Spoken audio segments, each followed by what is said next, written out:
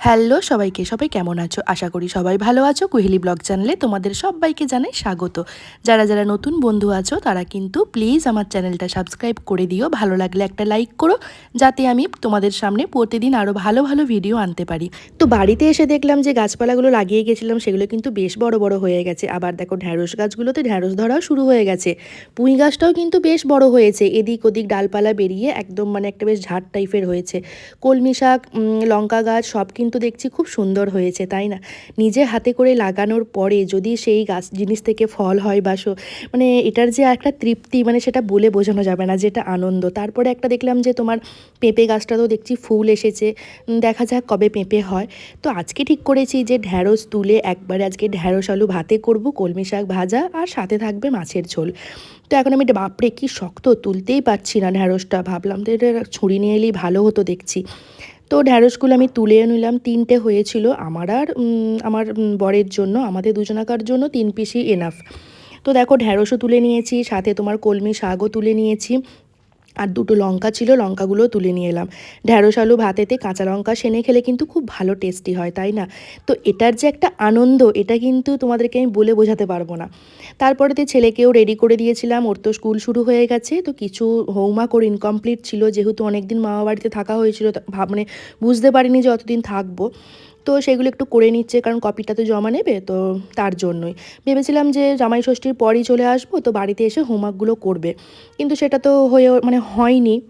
সেই জন্য যাবার আগে বেচারা হোমওয়ার্কগুলো একটু কমপ্লিট করে নিয়ে তারপরেতে স্কুল গেল। তো স্কুল গাড়ি চলে এসেছিলো, ওকে স্কুল গাড়িতে তুলে দিলাম, স্কুল চলে গেল। তারপরেতে এও কিন্তু সকাল সকাল উঠে পড়ে, যেহেতু মানে বাবার বাপের বাড়িতে গিয়ে সকাল সকাল ওঠাটা অভ্যাস হয়ে গেছিলো, সেই জন্য তো সকাল সকালে কিন্তু উঠে পড়ে। উঠে এখন বারান্দায় দাঁড় করিয়ে দিয়েছিলাম। তারপরেতে বাড়ির মানে ঘরের মধ্যে ঢুকে এসে ওকে একটু টিভি চালিয়ে দিয়েছি। দেখো কি সুন্দর আপন মনে টিভি দেখছে বেচারা, কি করবে বলো? এখানে এসেছে তার বদ্ধ জীবন শুরু হয়ে গেছে। তো এইবারে এসে সেরকম কোনো কান্নাকাটি করেনি, কারণ সবাই দেখেছি, সব মানুষই কিন্তু যেখানে যেরকম সেখানে কিন্তু সে অ্যাডজাস্টমেন্ট করে ফেলতে পারে। তারপরেতে আমার বড় একটুখানি বাজার গিয়েছিল আজকে অনেক দিন পরে, তো একটু আম নিয়ে এসেছে। আমটা বাড়িতে আমার জন্যই আসে, কারণ আমি আম খেতে প্রচণ্ড ভালোবাসি, মানে এতটাই পরিমাণে ভালোবাসি যে তোমাদেরকে আমি বলে বোঝাতে পারবো না। সাথে আরও বেশ কিছু ফল নিয়ে এসেছিলো ওর জন্য, অল্প করেই নিয়ে আসা হয়, যেহেতু সবটাই তো অ্যাভেলেবেল পাওয়া যায় এখানে, তো সেই জন্য অল্প করেই নিয়ে আসা হয়, নাহলে নষ্ট হয়ে যায়, জানো তো, মানে এত গরমে ফ্রিজে রাখলেও জিনিস নষ্ট হয়ে যাচ্ছে। তারপর যে দৃশ্যটা দেখলাম সেটা মানে দেখে মনটা খুবই ভরে গেল। দেখছি প্রচণ্ড মেঘ করে এসেছে আজকে, সারাদিনই সকাল থেকেই তোমার একবার মেঘলা ওয়েদার, একবার রোদ উঠছে, মানে ওয়েদারটাই আজকে এরকম ছিল, আর প্রচণ্ড পরিমাণে গরম করছিল। তো দেখো আকাশ কিন্তু পুরো কালো হয়ে এসেছে এখন, মানে টিপটিপ করে প্রথমটা বৃষ্টি নেমেছিল, তারপরে কিন্তু বেশ ঝমঝম করে বৃষ্টি নামলো, জানো তো। এত বৃষ্টি হয়ে কিছু লাভ হলো না, গরম কিন্তু সেই একই রয়ে গেল। তবু একটা আনন্দ যে বৃষ্টি হচ্ছে। তারপর ছেলেটাও স্কুল থেকে চলে এসেছিলো, ওকে বললাম যে যা একটু বৃষ্টিতে ভেজকা।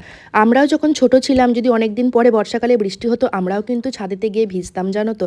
তো বাচ্চাদের কিন্তু এই সমস্ত এইগুলো একটু দেওয়াটাও কিন্তু উচিত, ওদেরও একটু সব কিছুর মধ্যে মানে ওদেরও একটা ভালো লাগার তো ব্যাপার থাকে, ওরাও কিন্তু এগুলোতে কিন্তু খুব আনন্দ পায়। তার জন্যই বললাম চল একবার ভিজে নেগা চান করার আগে, তারপরেতে গিয়ে স্নান করে নেবে। তারপরে তো স্নান টান করে আমাদের সবাইকার খাওয়া দাওয়া হয়ে গেছিলো। বিকালবেলাতে এখন পড়াতে মানে পড়তে যাবে, তো মিস আসবে ওকে নিয়ে যাওয়ার জন্য। তো যেই দিদি পড়ায় ওই দিদি ওকে নিয়ে যাবে, কারণ আমার একটু দিতে যাবার এখন একটু অসুবিধা আছে। দিদি খুব হেল্পফুল, খুব ভালো, আমার সাথে সম্পর্কটাও খুব ভালো।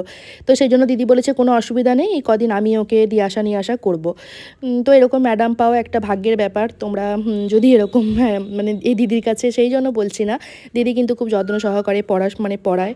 আমি তো রবীন্দ্রপল্লীতে থাকি, তোমরা যদি রবীন্দ্রপল্লীর আশেপাশে কেউ যদি পড়াতে দিতে চাও কোনো ভালো ম্যাডামকে, তো দিদি কিন্তু অবশ্যই পড়াবে তোমাদেরকে। তার জন্য কিন্তু তোমরা আমার সাথে যোগাযোগ করতে পারো। এটা কিন্তু পার্সোনালি আমার কথাই বললাম। তারপরে বাড়িতে এসে আজকে কাঁঠাল ছিল, কাঁঠাল খেয়ে নিলাম, বছরের স্বাদ, খাজা কাঁঠাল ছিল, কাঁঠালটা কিন্তু খুব মিষ্টি ছিল। তারপরে ছেলেও পড়ে বাড়ি চলে এসেছে। এখন দেখো এখন 2 ছেলে আর বাবা মিলে খেলতে শুরু করেছে, একটা রেস্টুরেন্ট হয়েছে। তো আমার বড় ছেলে রেস্টুরেন্ট করেছে, এরা খেতে এসেছে, যে বাবা খাবার পছন্দ হলো না, এখন দেখো ছুঁড়ে সব ফেলে দিল। তো এই সব জিনিসগুলো আমার বাড়িতে প্রায় দেখা যায়, কিন্তু ওদেরকে নিয়েও তো থাকতে হবে, ওদেরকেও তো একটু এন্টারটেনমেন্ট করতে হবে। তো সেই জন্য আজকে বাবার পালা পড়েছিল ছেলেদেরকে এন্টারটেনমেন্ট করার। তো ভালো লাগলে অবশ্যই লাইক করে দিও। আজকের মতো এখানেই শেষ করলাম। পারলে কিন্তু তোমরা অতি অবশ্যই আমার চ্যানেলটা সাবস্ক্রাইব করে দিও, যাতে তোমাদের সামনে আরও ভালো ভালো ভিডিও আনতে পারি। এইভাবেই আমার সাথে থেকো, পাশে থেকো, ভালো থেকো।